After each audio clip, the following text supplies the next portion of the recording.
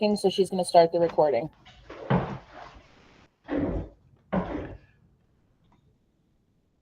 And you guys can hear me, right? Okay. Are we live? Excellent. Okay. So welcome to the Weston Board of Education Curriculum Subcommittee meeting. It is Wednesday, November 6th, and we're calling the meeting to order at 9:31 a.m. Give me just a moment to pull up the agenda.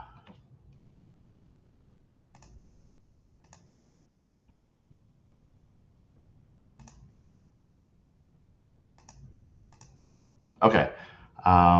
So just a couple of reminders for our virtual norms. Your camera should remain on.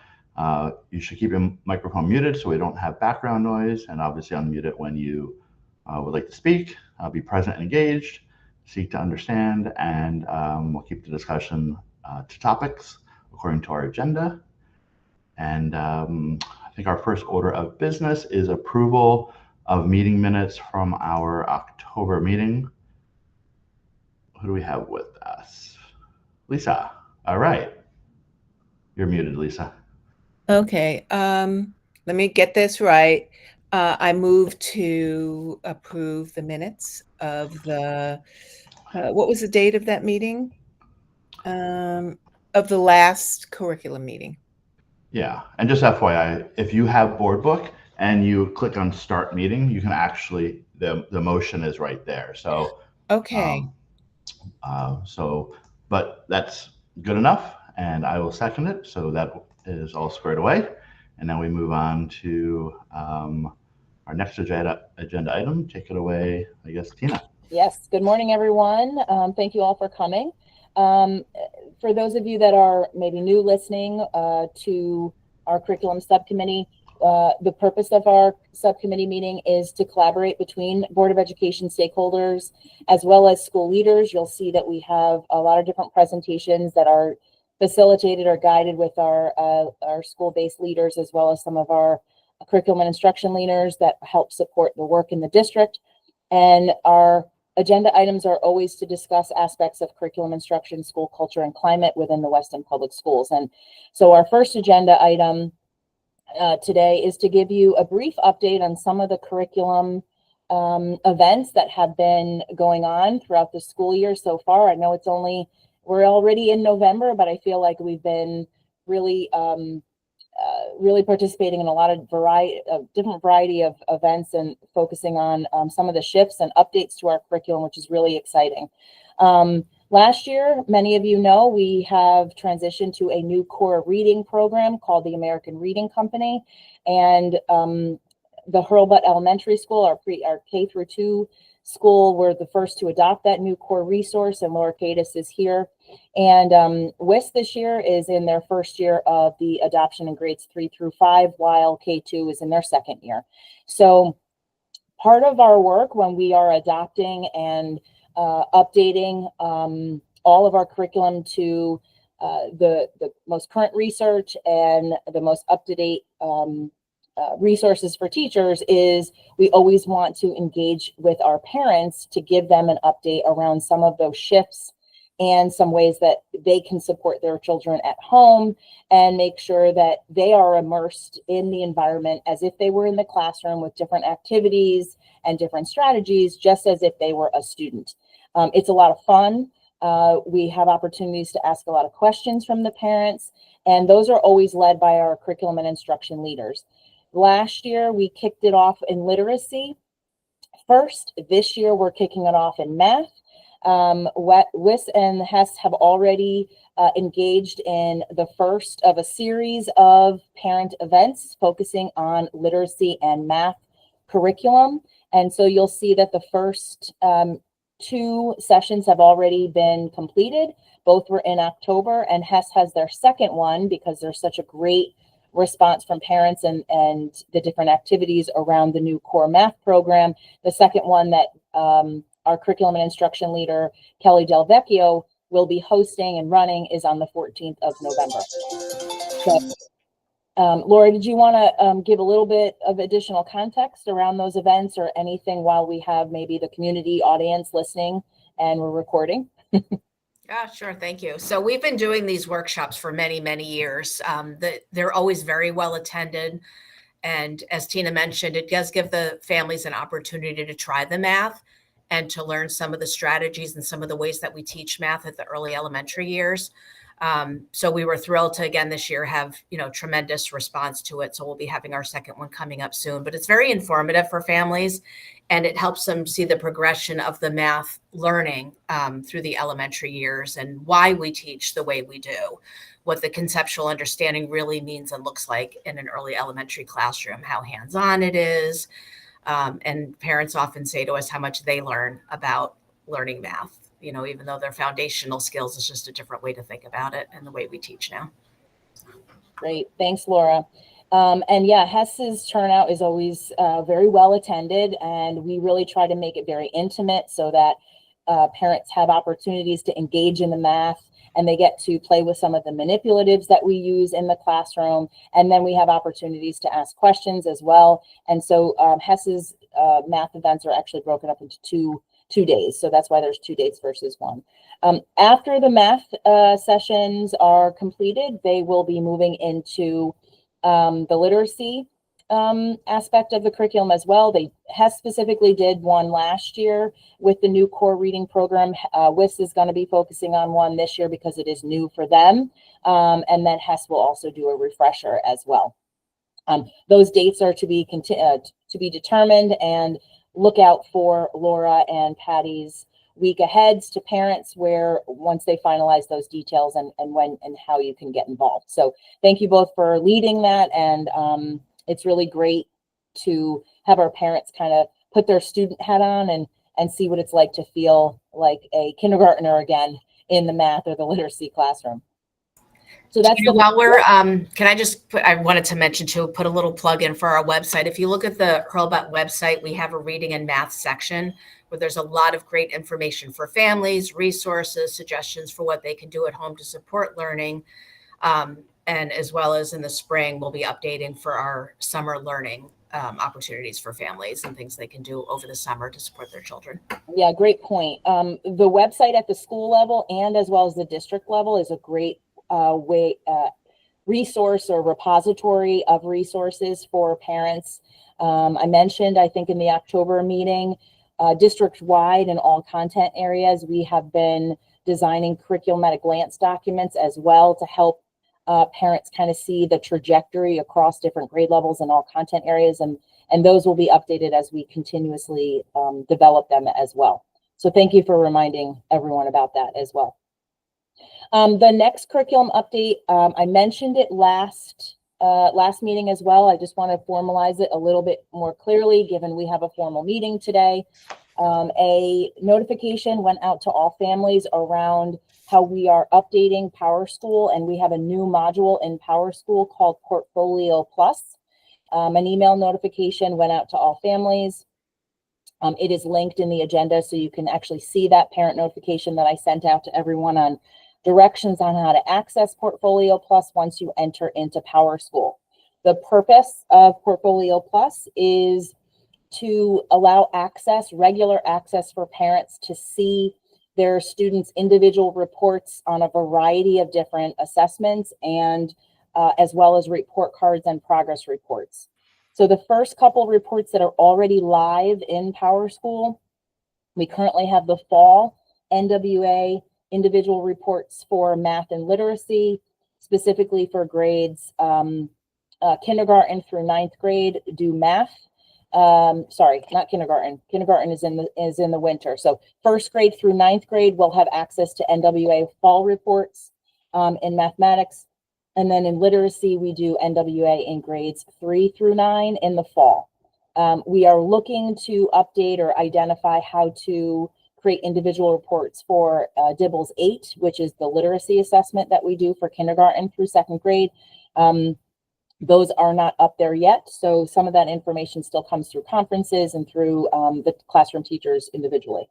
The next 2 reports that are also live in Portfolio Plus is the Smarter Balanced individual assessment for grades 3 through 8 in literacy and math. And if you are a 5th or 8th grader, you will also have the NGSS report for science.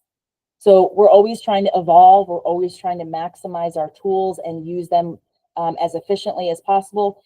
By having this new module, it allows us to give parents regular access to those reports, but also we no longer need to print and mail and stuff them and deliver them by snail mail. So it's really a great opportunity for people to have access to those on a regular basis. And then the next phase of that Portfolio Plus, just to be very clear as well, is report cards and progress reports will also be housed live in kindergarten through 5th grade in Portfolio Plus. And then report cards for 6 through 8 will also be in Portfolio Plus. So take a look at your principal's week aheads as those get published and are live. But we're really excited that we have a new module that we're enhancing through PowerSchool. And if you ever have any questions, you can always email our help desk. They always help us with access to PowerSchool for parents. And if there's any additional requests regarding the results or the data, you can always contact your classroom teacher as well for further clarification on any of that information. All right. Tina, I Yeah. don't have any children in the school at this time. Mhm. Is it possible to have a made-up student so when these things come out in the schools, I can look at them? Because it's, it's wonderful. It sounds really good, but I would really like to see it in action, Mhm. and look at it to see exactly what it's doing. Yeah, it makes sense. Lisa, you and I can maybe have a side conversation. I could actually show you some of these things as I have access due to confidentiality That's right. reasons. Yeah. On the back end, I could kind of show you visually what a parent looks like when they log in, because I can actually look up, individual students. We don't create mock accounts for the public for confidentiality reasons, of course, but you and I can definitely have a conversation. I can kind of show you what it looks like on the back end. Okay, because when this comes up, Mhm. and not only the curriculum but other things, um, if I had a student, I could see it, have access to it, Mhm. and understand it in order to ask questions. Here, it's kind of very difficult, so I will call. Yeah, the other piece that might, again, we can definitely have a separate conversation. If you click on the email that I sent out to parents with the directions on how to access it, Mhm. you can see it on my screen right now. These are the parent directions, and I do give some snapshots around what it looks like when you log into PowerSchool. So this also is kind of what they see, right? They click on the Portfolio Plus menu on the left-hand side once they log in. Mhm. And then here is the repository of where the reports live. I'm trying to zoom in a little bit further, but let me see. Tina, I'll take a look at it.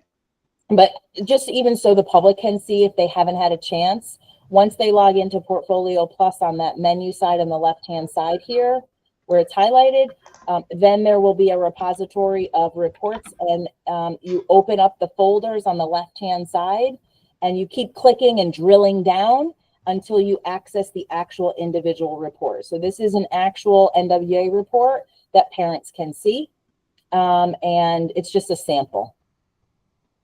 Okay. But it doesn't, this report doesn't give a report of the skills they mastered and the skills that they need to master. It just gives It them gives, the level. right, it gives them the level. It looks at achievement and growth, what percentile they fall within that achievement and or growth area. And then from there, if we're looking at individual domains or goal areas that are content and standard specific, that's where conferencing and individual conversations with the classroom teacher is needed. Okay. Okay. Thank Tina, you.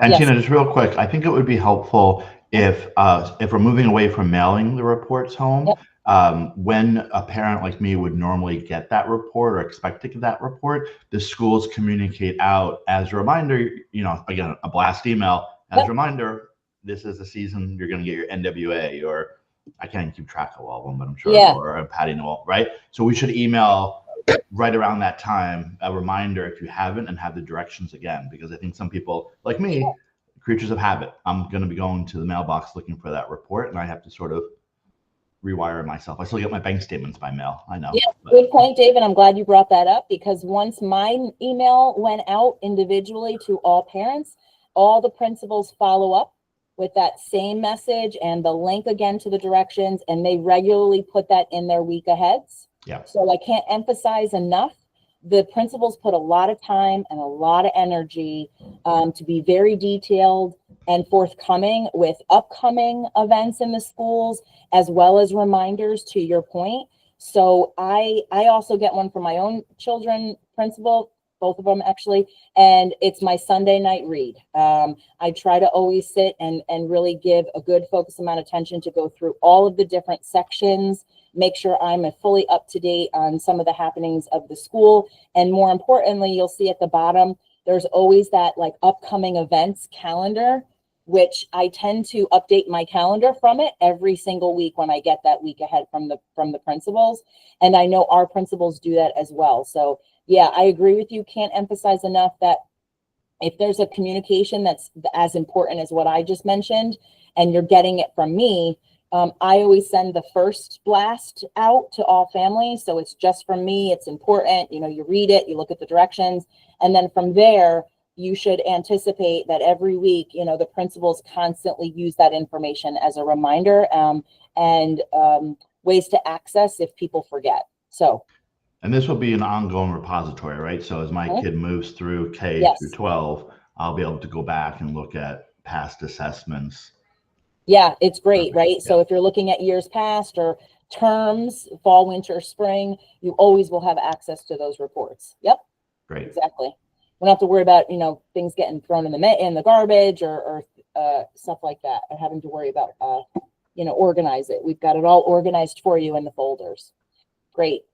Okay, so that concludes the curriculum updates from my perspective. The next agenda item, which I'm really happy to spend a considerable amount of time during this meeting on, is around our updates to our program of studies. We have Megan Canetta, principal of Weston High School, here today. She's joined by members of her team. I'm going to shift gears and I'm going to throw the mic over to Megan, and I will navigate the presentation, and she'll take the lead around some of the updates that her and her team have done around the program of studies moving into the 25-26 school year. Okay, Megan.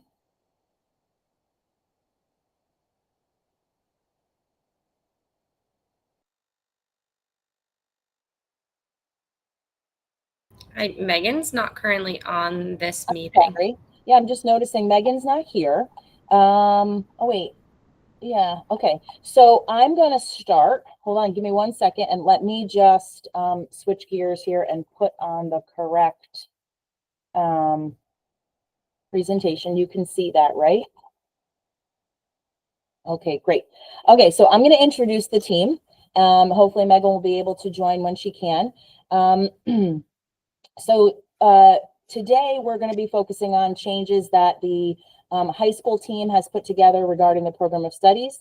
We have a few of our curriculum and instruction leaders in the specific content areas that are making changes or updates to the program of studies. We also have Randy Green and Meredith Jackson from our counseling department to kind of lead the conversation around, you know, why the program of studies is really helping make decisions for students as they move from 9th grade all the way up to post-graduation. And so that way we have an opportunity to ask questions and talk about some of our goals moving into next school year. So welcome to the high school team. Thank you so much for taking the time out of the day. I know it's really hard during the day to kind of take a chunk of time to go through this, but it is really important for us to take this time and review the program of studies and any of the new course proposals. So we're going to start with, I'm going to have Randy and Meredith maybe start with the introduction of the Weston program of studies and kind of talk about what that resource is for parents and what information they can find in the program of studies before we dive into the individual department changes. All right, Meredith? Sure. So I can talk a little bit about our program of studies. So program of studies gets updated every year. In a shelter in place, again, it's a non-emergency. please hold tight. We'll make another announcement shortly. Thank you. Sorry, didn't want the announcement to interrupt. So the program of studies is updated every year by our CALs and administration. It goes over every academic department and all the course offerings that are within each department. It also will talk about sequences, so students know if they're in this particular math class, for example, what the next sequential course would be. It also gives information about recommendations for, what a student should have prior knowledge for going into certain courses, and also a description of what each course will cover. It lists standard level courses, honors courses, and AP courses that we offer currently here at Weston High School. It also is a great guide for when we're talking about graduation requirements. What courses meet certain areas for graduation? So for people on this call who are not aware, the school counselors meet with students every February with individual meetings for course selection. We look at the course that they have previously taken and courses they still need to take for graduation, and we help guide them with certain electives that they may need to fit in those areas. So the program of studies is a great resource for families and for the counselors when we're meeting with students for course selection. And here's an example of our graduation tracker. It is available on our website under school counseling and course selection. And this is a document that we use when we're working with students to kind of make sure that they're every year taking the course they need to kind of stay on track with the credits. I know it's a little hard to see here, but you can see some of the areas that we need to hit: humanities, STEM, health and PE, which is required every year, as well as 1 credit of world language. So it's kind of an idea of the tracker and planner that we're using with the students. And Meredith, just as a reminder for the community and maybe for Lisa, who may be new to this conversation, do you want to talk a little bit about the mastery-based learning assessment and how that works at Weston High School, as well as maybe some of the changes to some of the graduation requirements, like that personal finance piece, just briefly? Sure. So when we talk about the mastery-based learning assignment, that is a 1.0 credit that students receive. Is basically the program is called the Porch of a Graduate here at the high school. That has been developed by a committee here over the last couple of years. Students need to come up with a portfolio that hits different domains and show evidence of work that they've created the last couple of years of high school that will meet those domains. And they will give a presentation of this portfolio in front of faculty and community members.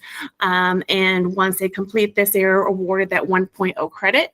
So when you're thinking about coursework, it's usually a total of 24 credits. And then this mastery-based assignment or assessment is the 1.0 credit to get them to 25.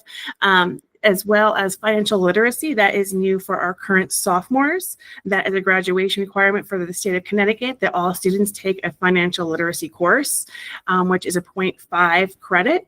Our course currently that covers this is personal finance. So that will be something else for our students moving forward. Yeah, I bring it up only because a couple things. One is a plug for the Portrait of the Graduate. It's one of the most exciting events because every student has to present to an authentic audience, and that's when the community gets to be involved. And you'll see, Lisa, I think David, you've done it? Have you gone last year, David? Did you go? Yeah. I was crying, the students cry. I mean, it's just great, and a great conversation about their journey from 9th grade to senior year and what they've learned and what they hope to accomplish as they go beyond Weston High School and the town of Weston in general. So giving you a little plug. So put that on your calendar. It's in May, right? It's in May. And it's over a series of a few days. So you can go to as many or as few presentations with the kids as possible. I love it. It's one of my highlights of the year. I also bring this up because a lot of times the changes to graduation requirements impacts policy.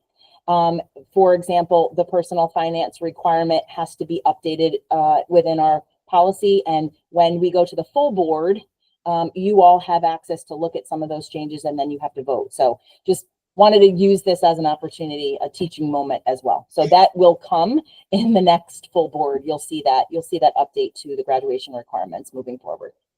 Okay, so now we're going to drill into the different content areas that have any updates for the upcoming school year. That's the 25-26 school year. Here's how we've organized the departments and the conversation around the different classes. So David knows this, Lisa, little bit of background knowledge, right? Every year when we come to this committee and we talk about the changes to programs, we look at kind of three large areas regarding these courses. Are we sunsetting a class and why, right? That means removing it from the program of studies. Are we revising or updating a course because of curriculum needs or because of structural aspects or scheduling issues in the program of studies? And then last, the third area is, are we adding anything? Are we adding a new class because of interest with students, because there's shifts in curriculum, like even policy changes like the personal finance? Maybe we didn't have a class that would meet that requirement and now we need to add it. So those are the three like large buckets. Sometimes we don't have departments that are removing anything, so we're not talking about it. And then sometimes we have additions and sometimes we just have revisions. So just keep that in the back of your mind as we go through each department. And then finally, we always have a conversation with you around what are the financial implications possibly for any of these changes, whether it's adding or revising curriculum. So we did ask our curriculum and instruction leaders to think about, what are the needs in order to make changes or to add or to remove. So and that could be materials, it could be resources, it could be software, it could be training that we need to provide to staff. So they will also speak about some of those financial implications if there are any, okay? So we're gonna start with mathematics. So Riley Rappaport from the middle and high school, she's the curriculum and instruction leader for both middle and high school, and she's gonna talk us through some of the changes for the upcoming year. Riley? Hi, everybody. So I'm going to start with the revised or updated courses. So we're looking at for our statistics course, which currently is a full year course, offering statistics 1 and statistics 2. So we're structuring it from full year to semesters. And the reason for this, really the rationale behind it, is to allow more flexibility for students to take additional electives or to fulfill their personal finance requirement now that we have that. And one semester of stats really does provide sufficient preparation for a college level statistics course, as well as having stats 2 gives an opportunity for students to dive deeper into stats, so they choose to. And then I'm going to move into one of our new courses that we're proposing, which is Algebra 1 Linear Equations.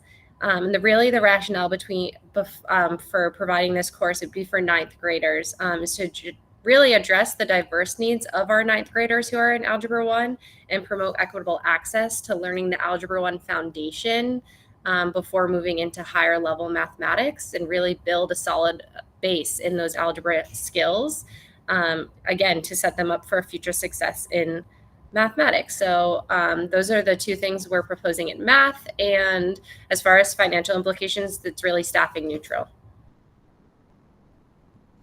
And I think all the resources that we currently have in place for both statistics, breaking it from full to semester-based classes, as well as the resources we currently have for Algebra 1, we already have those. So we don't need any materials, and we already have certified teachers. So that's why it's staffing neutral. So great. All right. So I'm going to ask that we maybe hold our questions until the end, and then we can circle back if we have to go to specific departments. Thanks, Riley. Okay, next we have Art, and we have Kate O'Keefe, who is our K-12 curriculum and instruction leader in the district, and I believe she was on the call. Kate, are you there? I can't see your avatar or your screen. I'm here. Oh, there you are. Okay. Hi. Hi. So we have 2 updated courses for you both to look at. We have our advanced videography course, which we'll be offering as an ECE credit through UConn. And it provides our students with real-world experience in the field of filmmaking and post-production and processing videos. We think it's a really great opportunity to reframe that curriculum and give students an opportunity to earn 3 college credits in that course. And then we have our advanced photography, which currently lives in our program of studies. We'll be offering that also as an ECE credit through Sacred Heart University and as an honors course. We're just reframing that curriculum a little bit so it fits under that ECE credit with the course pacing and the scope and sequence. And students will be producing a abbreviated investigation or concentration to better prepare them for the AP Studio Art course. And they'll be experimenting with alternative processes in both traditional and digital photography. And it's really incorporating a lot of those higher level thinking skills and conceptualizing digital imagery to evoke storytelling. And then our new course that we would like to offer is Advanced 3D Art and Design. This would be the second in our 3D art pathway. We'd be offering it as an honors course. It would be a semester course. There's been a high level of student interest in this, and really a course that focuses on artistic mindset and creating and constructing a body of work that will again prepare students for that upper level art class, the AP Studio Art. And this is an important course because there's a lot of career pathways in industry design, architectural design, and in the fine arts that students can go into. It's a really hands-on experience in ceramics and sculpture. And financial implications, it's staffing neutral, and we'll just reallocate materials to provide that new course. Thanks, Kate. And just to remind everyone, ECE stands for Early College Experience. We did talk about that last, we introduced it, I should say, in our last meeting in October, but now you can actually see what dual enrollment types of classes can become. Remember, dual enrollment is a partnership between a university level course and offering that same curriculum and the seats on campus at Weston. So you'll see that, for example, videography, we're partnering with UConn and UConn's curriculum to offer the advanced videography in an ECE environment. And while we are offering and partnering with Sacred Heart to offer the advanced photography. So we're really excited to be able to bring in some of that college level rigor and curriculum for students so they can earn college credit. Okay, next department is music. So we have Liz Morris. She's our K-12 curriculum instruction leader for the district. And she's going to walk us through some of the revised curriculum in her department. Hi. So this year we are proposing that we shorten our year-long Popular Music and Diversity in American Society course to a semester course.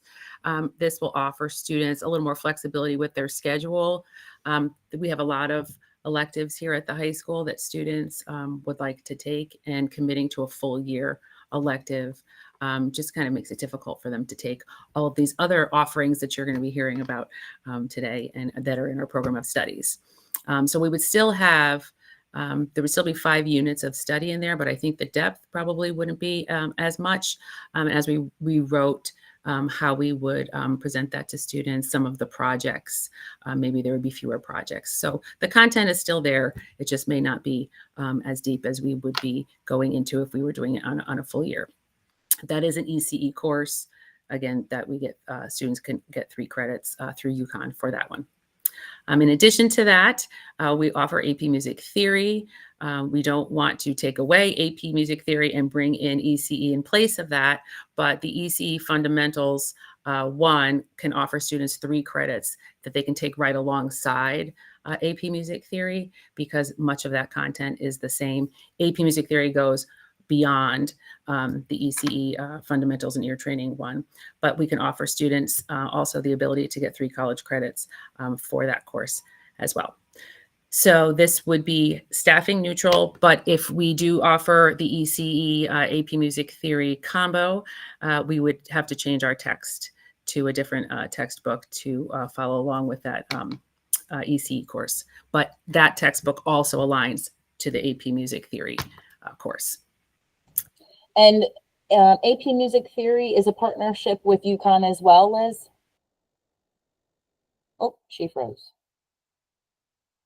Did she freeze? Was it just me? She froze. There she is. Okay. She fro- Liz- she- Okay. Liz, did you hear my question? No. The AP Music Theory ECE combination class, is that a partnership with UConn also? Yes. Yes. Okay, great. Yep. Excellent. Okay. And last, we have Mary Faith Zengi. She's our curriculum and instruction leader for physical education and health in the district, K through 12, and she's going to talk us through a revised course in her department. Hi, good morning. I'm Mary Faith. Good to see or speak with all of you. I'm proposing a unified PE course as a revision to our current adaptive PE course that is in our school. It's going to be restructured from students with disabilities only to a course that would include opportunities for students both with and without disabilities to come together and have educational experience through physical activity. It supports the new national standards for PE where students have a choice in how they want to be active to encourage a lifelong fitness. Currently, the community class meets for a full year, and that would students from that class would continue to meet. Juniors and seniors will be able to join in from our typical peers and either have the option of choosing to participate for 1 quarter, fulfilling either a half credit for their junior or senior PE, or choose to participate for a full semester, allowing them to gain credit for both junior and senior PE in 1 year. There aren't any staffing changes, but there would be a slight increase to the PE material budget to purchase equipment for this class. Great, thanks, Mary Faith. So we were able to go through the different departments. Well done, everyone. Thank you so much for going through some of those changes for next year.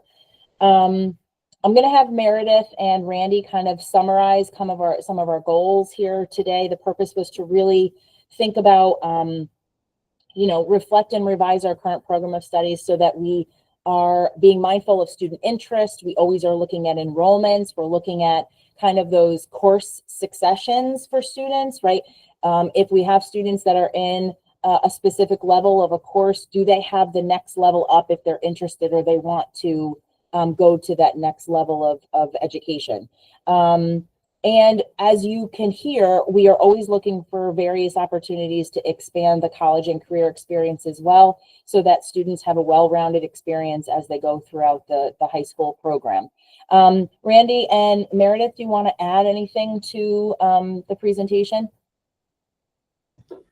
One thing I can add is, I think it'd be great to bring back the ECE opportunities for students. This is something that we did in Weston 20 years ago. So I'm glad that we're revisiting it again and giving our students opportunities to earn college credit while they're actually here in the high school building. So I'm glad to see that we're, expanding all of our courses to think that way. Agreed. I'd also like to highlight, and if you didn't hear explicitly out in the CIL's presentations, they are always looking for ways to accommodate the high school student schedules, right? We're a very small high school, and sometimes full classes, they handcuff students around being able to explore both passion and some of the requirements of graduation within the program of studies, and that, expectation of how many humanities credits and how many STEM credits. And so you may have heard, they're really looking at the number of full year classes that maybe we could transform into semester-based classes while they're still being able to balance both those graduation requirements and content specific areas while we're still able to provide that level of interest and passion around some of the elective areas as well. So I think our CILs did a great job in partnership with Megan and Meredith and Randy to always reflect and think about that every year. So well done. And I'm going to open it up to David or Lisa if you have any questions for them. I don't have any questions. I think that these are very exciting courses, especially in art and music, and it really brings the level of up a notch. Just one question, just wondering about your statistics. You don't have AP statistics? You're doing it as 1 and 2? We also offer an AP statistics course, which is a full year course. We have a statistics course outside of the AP course. Got it. I have a couple of questions, and I think when you first introduced ECE to us, I think it's wonderful. I think the ability for us to offer that in Weston, I'm so happy I wasn't here 20 years ago. So Meredith, I wasn't even aware we had it at one time. The one question I have, just from a combination of, being on the board and curriculum long enough, usually we have to give up something. So I didn't see in the presentation today, are we having to give up anything? Has that analysis been done yet, or we can actually offer these without giving up other programs? Meredith, you want to talk about that? Sure. So this is just an addition to, which I think is great. So we're just, broadening the options where students have. It's definitely in the elective area, which I think is a great opportunity. Making some students, who excel more in the music and the arts, giving them the opportunity not only to college credit. We talked about weighting these courses as well for their GPAs. So I think it's a great opportunity for our students. It's not in replacing anything. Yeah, just to add to that. So when Megan Canetta first arrived with me about, 2, 3 years ago, our first year, we really tried to not make any changes to the program of study. We were asking a lot of questions. We were looking at enrollment. We were looking at alignment. And the second year, we did make some adjustments in sunset classes. We're pretty lean at the high school at this point regarding the number of singletons that we offer and the staffing that we can provide the program of studies with. So that's why for this year, we don't have any we don't need to sunset any classes.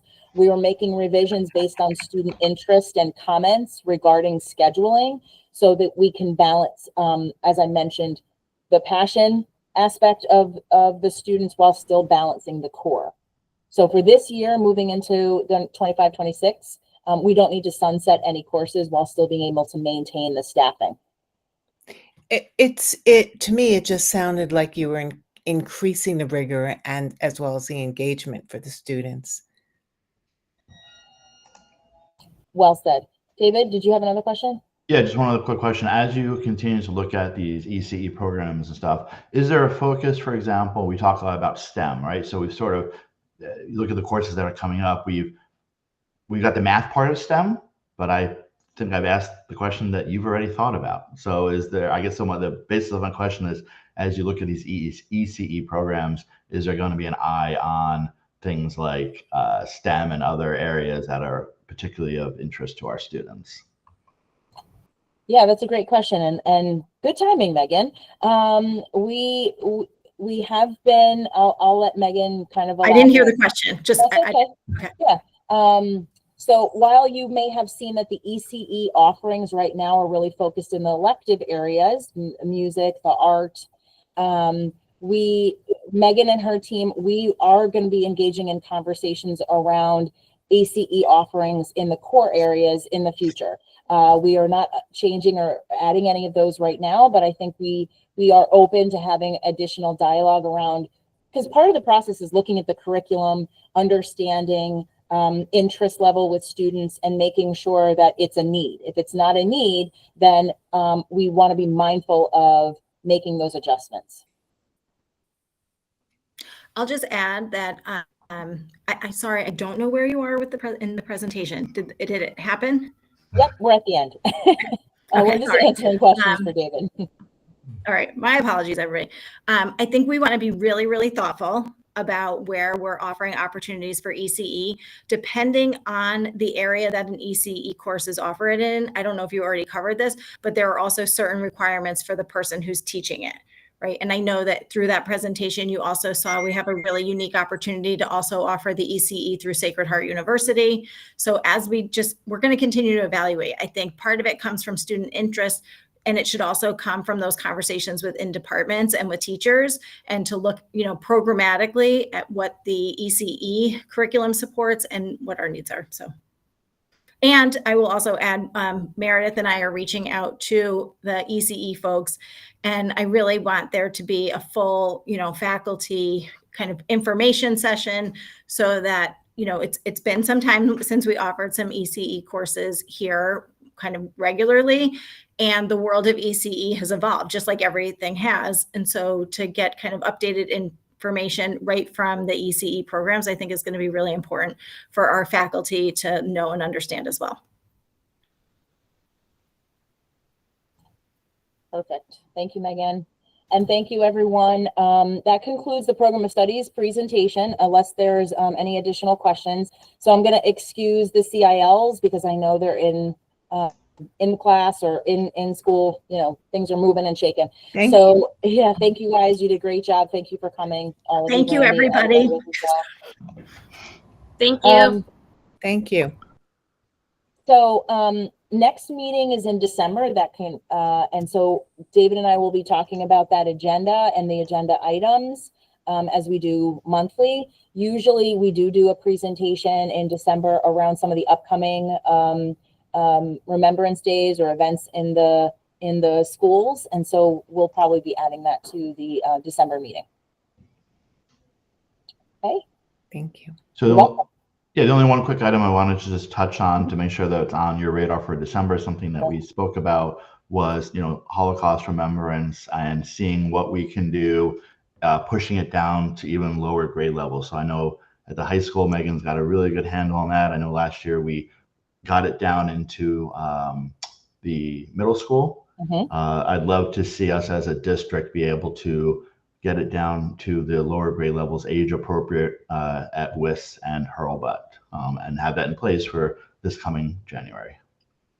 I will be in contact with the principals to talk about whether or not that's developmentally appropriate and how that fits within our curriculum. So I've heard you, definitely on our radar. And our curriculum and instruction leader, Shauna, from the middle and the high school, has already met with Nick Torres, who is our current assistant principal at the high school, to make sure that, we are still honoring that day across the middle and the high school and which guest speakers we're going to be having. And then they'll be able to talk with the principals around schedules and see what that day looks like. So that is definitely in the works as we speak. And we will be able to maintain that event for this year as well. All right, great. Thank you both. That concludes our agenda for me. All right, so if there's nothing else to discuss, then I can get a motion to adjourn the meeting. I make a motion to adjourn the meeting. All right, see everybody maybe on the 11th. On the 11th. Thank you Bye-bye. all. David, could you just help me with Blackboard so I can see where it is? Yeah, why don't I